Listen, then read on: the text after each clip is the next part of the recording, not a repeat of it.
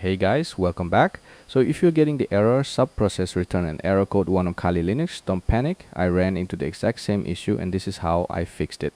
The first thing I did was check if my disk was full. To do that, I ran the command shown on the screen. After checking, I could see that I still had around 3 gigabytes of free space available. So right away I knew the problem wasn't caused by a full disk. Even then I went ahead and cleaned up some cache files just to be safe.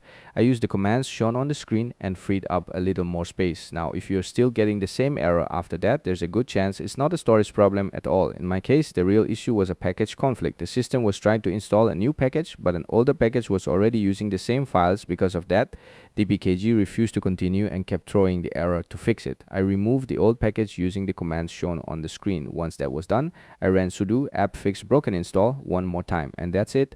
This time the installation completed successfully, there were no more errors and everything started working normally again. So if you're stuck with this dpkg error, first check your available disk space. If storage isn't the issue, look for package conflicts and remove the old package that's causing the problem. Hopefully this video saved you some time. If it helped, leave a like, and I'll see you guys in the next one.